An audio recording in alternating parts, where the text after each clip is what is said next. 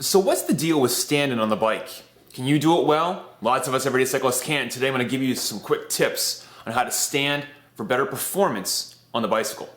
I've got a couple different groups located throughout the internet other than just my Cyclo Club membership, which has forums and all the workouts, but I also have clubs for CYCLO90 users on Strava, where I'm going to talk about today, and on Trainer Road as well. That way you have access to my power profiles for the HIIT videos or CYCLO90 training. In particular, some of the issues I get for a lot of new customers or customers using the programs is the use of standing drills. A really common practice that I've used for years in my own personal training and for all the training that I deliver in CYCLO90 Base, in season, and of course the new Masters program. It causes a lot of trouble for a lot of us, and there's some key issues as to why some of us don't do it well and why we need to keep focusing on making it better, even if we don't plan to be a standing climber, so to speak, out in the mountains and the hills. I'm going to read real quick to you some of the posts that are going on in the CYCLO90 team area on the Strava account, which of course you can join. If you're on Strava, you can request to be a Team CYCLO90 member on there. You can look at all this yourself as well. Tim Price writes in, I rode ride number 3 from CYCLO90 Masters last Wednesday. I don't just have videos in my programs, if you never used my stuff before, I also have workouts to be done outside if possible on your road bike, mountain bike, cross bike, or all of the above. We call these in-ride workouts, and each one has a different focus or set of techniques or drills that I'm asking you to do that we've practiced inside in the HIIT sessions. He goes on to say here, this ride is out of the saddle training. When you start with 1 minute for 90 RPM out of the saddle or standing drill. Sounds easy enough, 1 minute standing on the bike, whether on the trainer or outside. Well, I couldn't have accomplished that at all. My legs bound up at 40 seconds. Definitely a weakness for me, but watch the interview of Alberto Contador, He talks about training for 20 minutes out of the saddle. One of his secret weapons. He's a huge fan of Contador. Whether you're a Contador fan or not, if you ever watch someone like Alberto Contador climb or just ride, he gets out of the saddle a lot, probably more than any other rider that I've seen in history get out of the saddle. But there's a couple ways that we want to use it in our training to elicit a positive response. Let's go over real quick. There's a huge amount of responses here from other people having problems with this as well. I jotted down some notes for us about key issues that I experience both for myself and for my customers or other cyclists on why so many of us struggle to climb out of the saddle or just get out of the saddle, period, and maintain good power to the bicycle. First and foremost, and I've talked about this before, but I'm going to reiterate it here because this is where it's supposed to be, most of us have a quad dominant attribute in our cycling technique, our pedaling technique, meaning we're spending more of our time initiating forward momentum and power through the use of the quadriceps, the muscles in the front of our leg, and the forward propulsion from about the 1 o'clock position to about the 5 or 6 o'clock position. And then many of us tend to go dead through the rear. That quad dominant reinforcement for seated in the bicycle, which many of us do as a majority, probably 90-95% plus of our riding is done while seated in the saddle. For many of us that predominate with that quad dominance, when we get out of the saddle, we continue that trend of using our quads too much. And one of the reasons why this is a problem is that when you really think about the basic physics of riding a bicycle, especially when you're out of the saddle, you are basically opposing gravity. So the force of gravity is always pushing you down, and you're trying to basically propel yourself forward by using an up and down plane of action. Okay, so as you're going up and down through the pedal stroke, you're moving forward on the bike. And if you're using your quads only, you are wasting a lot of energy that is already being helped by the effect of gravity. So when you think about your driver leg, let's say it's your right leg at the top of the pedal stroke, gravity already wants to help push the weight of that leg down. It's already doing it for you. No effort required from you. If you're using a lot of your quad to do that, you're using internal energy to get that done. And what you're missing out on is the energy that's really required to bring the opposing leg into the flexed position or the up position to go back up. So quad dominance is usually the first area where we tend to spend too much time. What I try to teach in my programs is not just utilizing your quads and the front portion of your pedal stroke, but really to begin to train and accentuate the power of the big powerhouse muscles of your hamstrings, your glute or your butt muscles, and your lower back. And this is usually in direct connection with point number 2 here, which is core first, core last. Those of you that struggle to get out of the saddle for any duration of time with good power or good transfer, usually it's a direct indicator of just some lagging functional strength and core strength. This is why I built my entire company around cyclo core training. Every program that I've ever created for over a decade now all uses some form of cyclo core functional cycling specific training. And what that means in a nutshell is that getting you off the bike, addressing the transverse plane, that girdle that wraps around your body that I've talked about so many times, that compression towards the spine, the hip flexor region, the ability for you to lift your leg up from the ground towards the sky, that's called hip flexion. That hip flexion, especially when standing, is pivotal to maintain not just good power transfer, but muscular endurance through that quadrant. We've tended to find many times is that most riders that come to us are not just core lagging in strength, but they're lagging strength through their hip flexors. Usually these muscles tend to remain relatively dominant for most everyday cyclists. When we initiate our programs with CYCLO90, the base or the masters, I spend almost half my time helping to train the hip flexion quadrant. And one of the reasons why is I'm a big believer in unloading, meaning that I don't just want the driver leg, and again, obviously you're driving with different legs every revolution of the pedal stroke. I don't want you overly focused on just the self-initiation towards the front. We have all that power potential on the rear end. And to make that really work well, the hip flexor has to be strong, flexible, and active. So if you get out of the saddle and you kind of just break down, or you find yourself top heavy, which a lot of riders complain about and actually mentioned here in the forum as well, is that my upper back is fatiguing, my neck is fatiguing. Well, that's usually a good indicator that your core is lagging, because if your core is lagging, your spine begins to camber over too far. And you put a lot of weight towards your hands and your arms, and you're pushing into the bars so much that you're fatiguing the trapezius muscles up here, okay? These big these muscles that help elevate and retract the shoulder girdle. Very important for us everyday cyclists. We don't think of ourselves as having to need much upper body strength, but I guarantee if you were to analyze the strength of someone like Alberto Contador, the strength through his upper trapezius area is phenomenal. And that, more importantly, that strength through the upper trapezius area, whether he's got a lot of muscle or not, is irrelevant. The strength that he can produce there and stabilize his spine all the way through his core and into his hip flexors is one of the reasons why he can make standing climbs look so easy and so valuable to us, the everyday cyclists. I think one of the most important things to consider is that I use standing drills not to train you to go out and do 20 minutes of standing out on the bike. More importantly, we use that style of training or we integrate that kind of technique into our training to help you begin to build more core strength. So for my programs, much as ride number 3, which Tim brought up here, ride number 3 has multiple ongoing drills of standing. And most people hate it, and I don't really like it either. However, as you progress with the core training and the programs, and as you progress with using or utilizing those techniques, you're gonna find yourself getting stronger through your core. That's if you even didn't do extra cyclo core level work. So one of the reasons why we use it is we wanna train your body to connect the dots between your head, your spinal column, your hip girdle, your knees, or your femurs, and down into your feet. And by doing that, we connect a stronger, what's called kinetic chain. So it's the pathway of energy that your body revolves around that makes you powerful on the bike.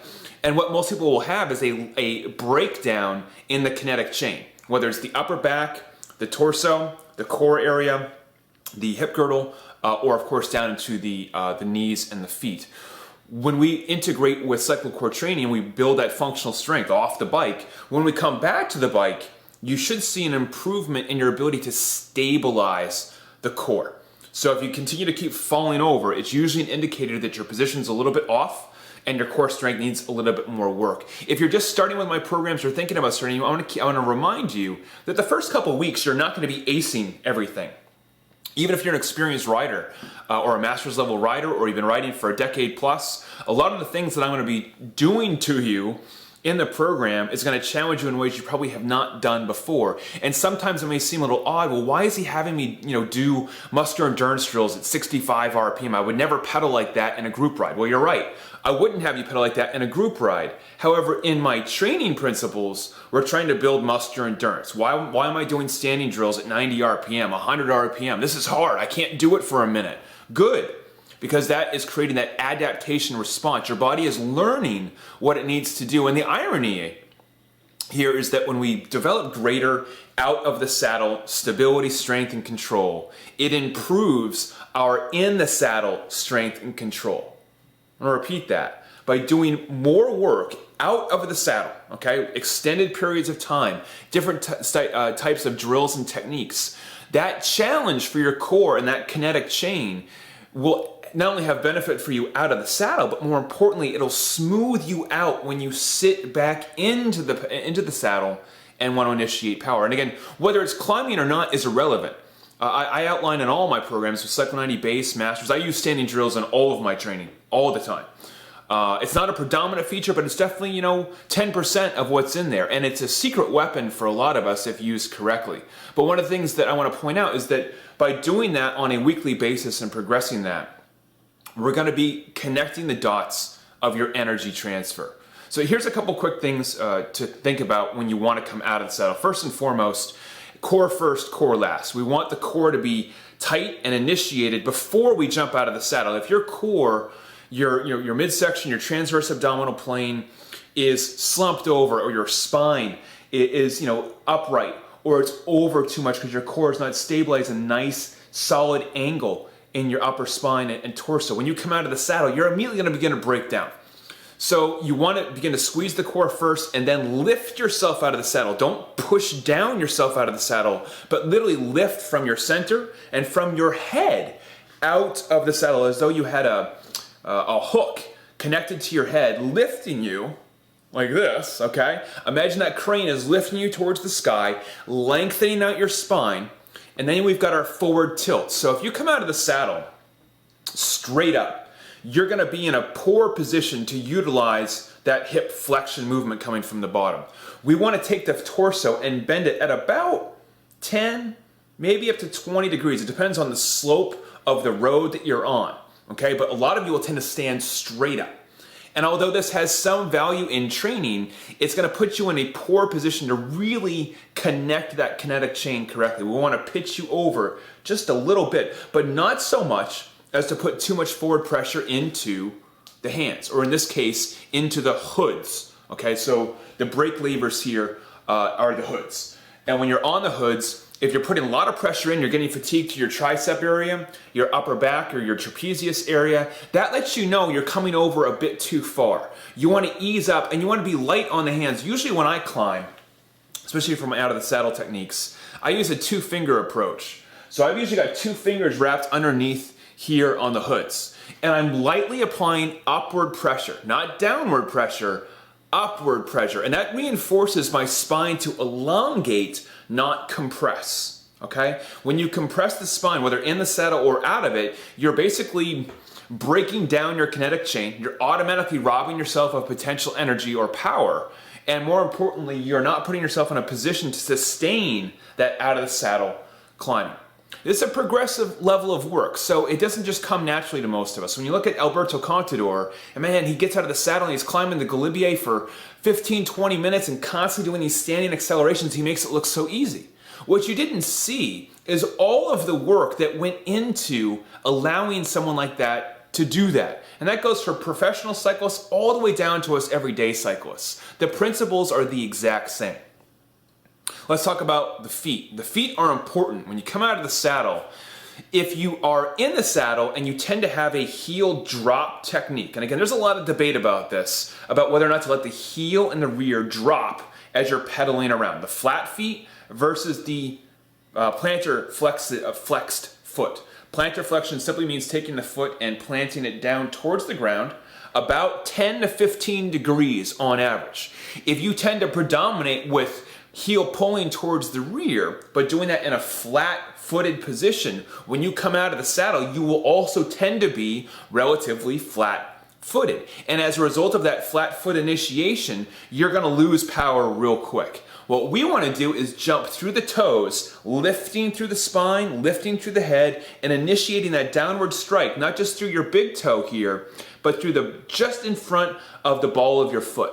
This is where all of the power is transferred to the pedals. And whether you know it or not, this contact point on the bike is absolutely essential for pedaling power and transfer. If this area is weak or you have a flat-footed position, you're not taking the advantage of how your foot is molded. Look at your foot. I know some of you say, well, I have flat feet. Well, that may be true, but you also have the ability to bend the toes up, initiate through the ball of the foot down, and lift the heel through the rear. And that foot position is what's going to accentuate the use of your core and your hip flexor strength. So when you're doing an off-the-bike workout from CYCLO, which is on CYCLO90 base, which is where I recommend most of you begin if you haven't worked with me before, or in the Masters program when we work with the CYCLO Iron workouts in addition to that, all of those 15-minute workouts, those simple functional workouts, are designed to connect those dots stronger. So when you come out of the saddle, your foot should be in a much better position, and more importantly, you can sustain that position for longer. That lower leg strength, which I talked about before, the calves, the gastrocnemius, all the muscles that connect from the foot to the quadriceps, to the hamstrings, to the glutes, to the spine, to the core, and straight on up. And if there's a breakdown anywhere within there, we're going to have some problems. But one of the simple things to do is start spending some more time initiating literally through your big toe. Pushing through your big toe and alleviating pressure by bringing your heel up just a little bit will put you in a more favorable position. You don't want to be stabbing down too much out of the saddle. So I see some people, they tend to overdo it. They're like, well, if I point the feet down, that works well. If I point them really far down, that must work a lot better. Well, there's a breaking point there, because if we begin to take that foot angle and we move it from 10 or 15 into the 20, 25, 30 plus, we begin to shear that tibialis anterior, okay? Have you ever had shin splints before? I have, many times as a runner and as an athlete. It's not a fun process, and by overstretching that, we're actually losing power through the calf muscles in the rear, which are pivotal here, and we're missing our angle. We need to drop that heel just a little bit and begin to power on, okay? Let me open this back up. I got my notes here. Neuro leg speed control. A lot of you, when you come out of the saddle, so when you look at my HIIT sessions, whether the base or the Masters in season, for the HIIT sessions and for the in-ride workouts, I have a variety of uses of out of the saddle training. It's not always at 90 RPM for a minute. That's just one example of how we use it. I may have you down to 60 or 70 RPM for 30 seconds, or repeat intervals of up and down. Again, training your body in a set of sequences that creates that adaptation response. That's that neuromuscular control. And by having a variety of different cadences that we work with, the faster your body will learn.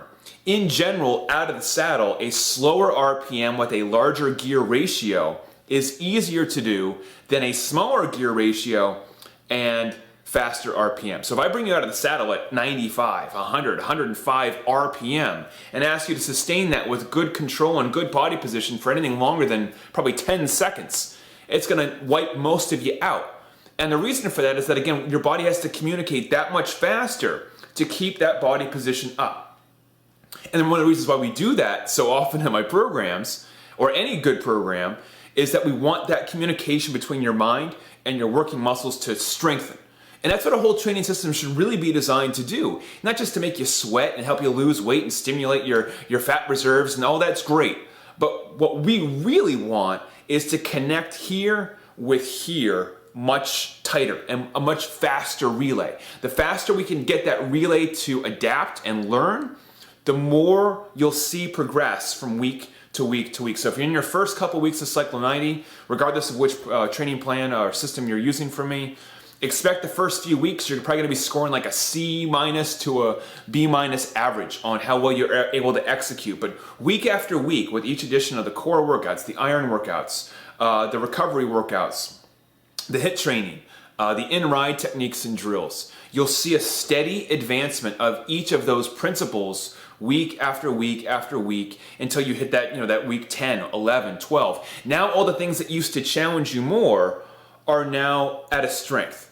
And that strength, again, whether you choose to use out of the saddle climbing in a group ride or a race or event, is irrelevant. The value of what happens as a result of that training is what you're looking for. So if I wanted to go and climb the death ride, okay, 16,000 feet over 120 some odd miles, endless, low gradient, 8, 10% climbing, well, maybe that's not low gradient, depends on how you think about it, for hours on end. I mean, if you've ever done this ride, I know many of you have, it's a lot of damn climbing. I mean, I think we climbed 5 mountains in the course of 130 miles. Am I going to be standing for 5 or 10 minutes every time I'm out there and repeating that again and again? Absolutely not. But in my training preceding that or before I start that, standing in my climbs or standing techniques is pivotal. So when I am seated for longer durations, I'm utilizing my kinetic chain to its full advantage. And again, to do that, we have to get out of the saddle to train that.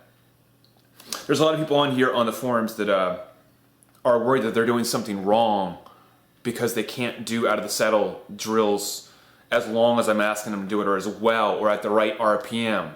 Again, I want to remind you, sometimes when I do my hit sessions, and I have hit sessions in the base, the masters, the in-season, each hit session has a different value or use of different styles of techniques, not all standing, trust me.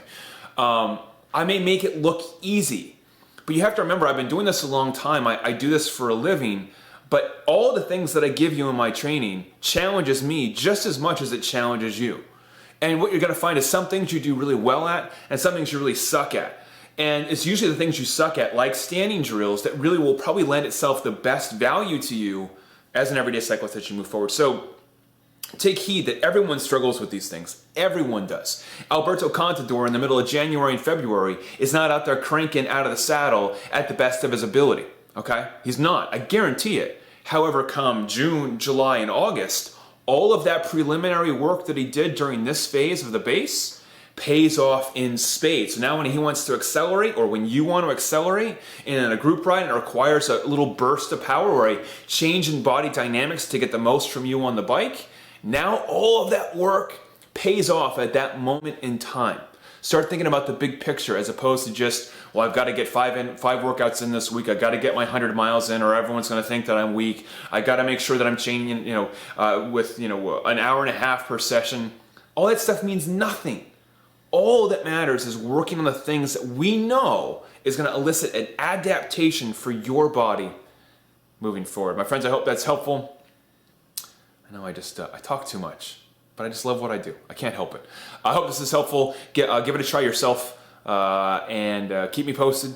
Share this with friends, share this with club members, share this with your mom, your dad, anyone who rides a bike. This is hopefully of great value. So if you've got any questions, you leave them on the video below. I can't get back to everyone, but I do the best that I can. If you have not trained with me before and you're looking to get started with a good, solid system that's simple, quick, effective, very inexpensive, look to the CYCLO90 Base Original program. I've got it linked here on the video or website. If you are a veteran user of my programs, you're looking to up the ante on your training, look to the CYCLO90 Masters program. It takes what was once hard and it begins to refine it, makes it a little bit harder. More importantly, it begins to work on the smaller details that makes all the difference in the world. Till we speak again, or the smile on your face. I'll talk to you soon.